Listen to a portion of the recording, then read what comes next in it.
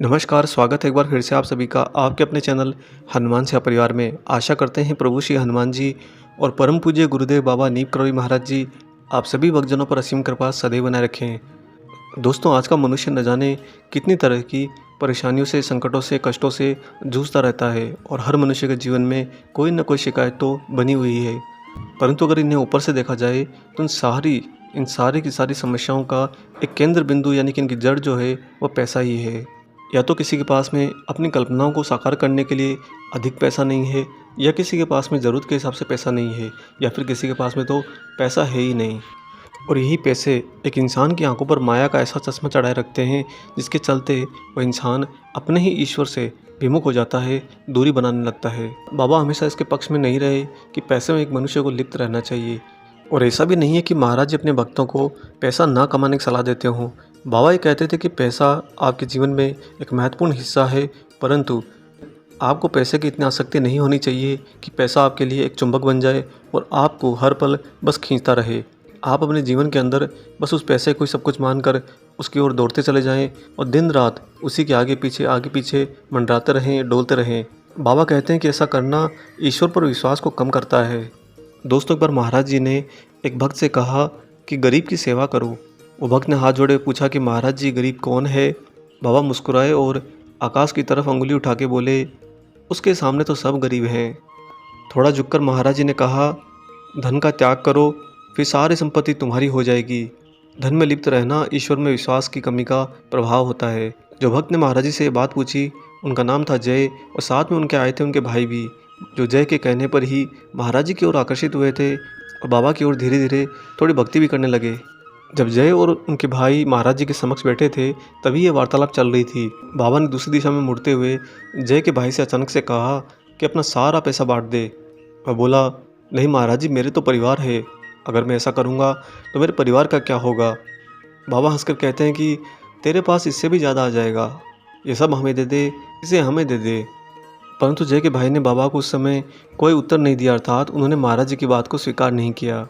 आने वाले कुछ दिनों में कभी कभी महाराज जी हल्द्वानी में जय के भाई को अपने लिए रेल का टिकट खरीदने के लिए संदेश भेजते, लेकिन वह बचने के लिए छिप जाता।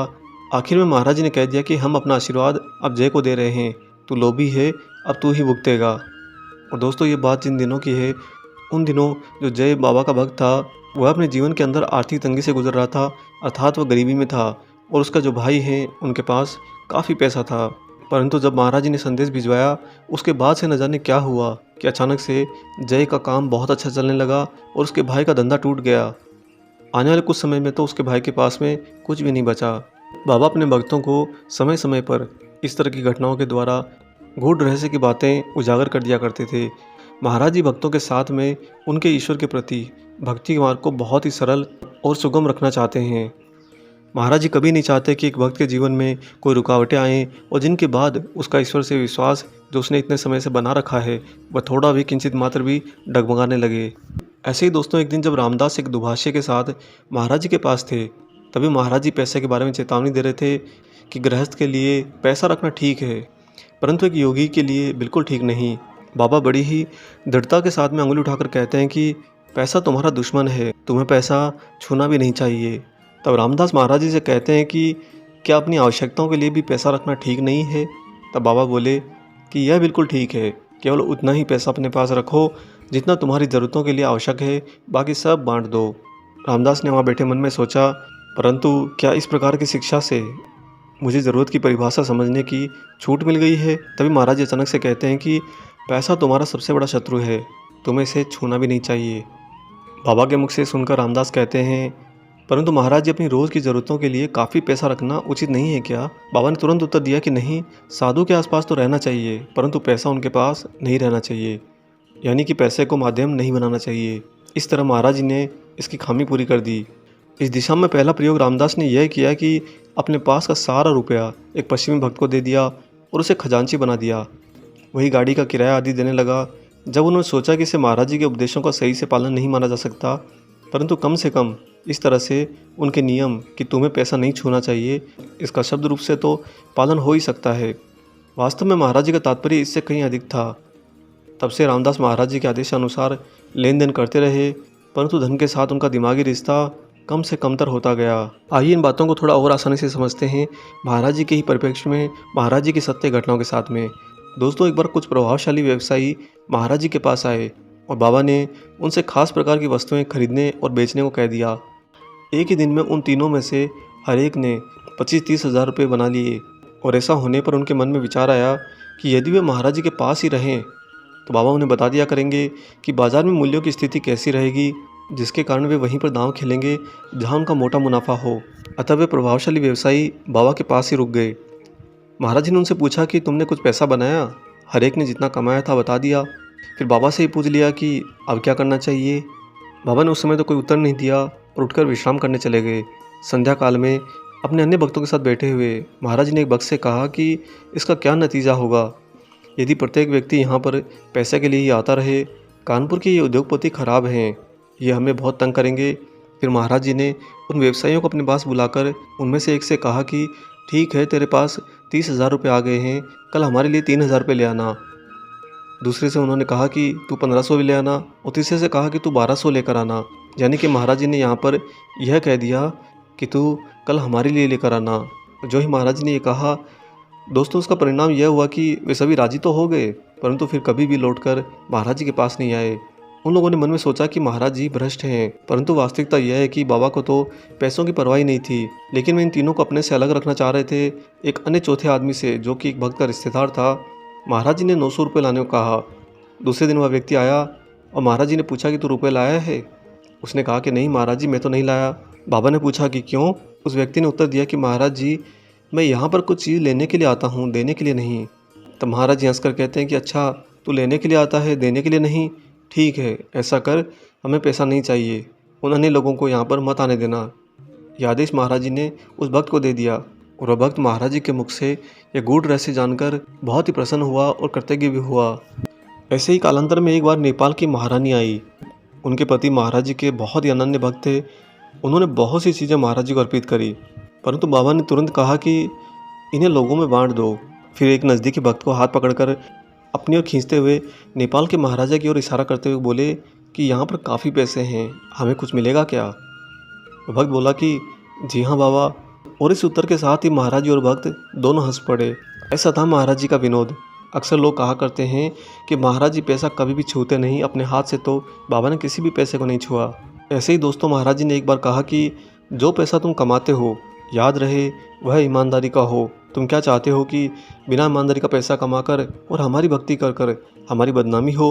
उन दिनों एक साधु भी कैंची धाम के आसपास आया हुआ था। वह साधु महाराज जी के मंदिर बनाने के लिए और वस्तुओं में आसक्ति के लिए बाबा को झिड़कने लगा। वह तख्त पर ही बाबा के पास बैठकर अक्सर गुस्सा करता रहता था। महाराज जी सारी बातें सुनते रहते। कुछ देर के बाद वह शालिग्राम लेकर आया। महाराज जी ने उससे कहा कि तुम इसे हमें दे दो। उस साधु ने कहा कि परंतु महाराज जी, यह तो मेरी पूजा के लिए चाहिए, यह कैसे मैं आपको दे दूं? फिर उसी साधु के उस दोषारोपण वाली बातों से कि महाराज जी सांसारिक हैं खेलते हुए बाबा बोले कि तुम इसे हमें बेच दोगे क्या? साधु ने अचानक से कहा कि अरे नहीं।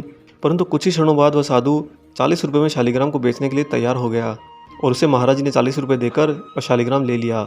अब बाबा उस साधु से कहते हैं कि लाओ अपने रुपये भी हमें दे दो। उस साधु ने वे 40 रुपये बिना इच्छा के महाराज जी को वापस दे दिए।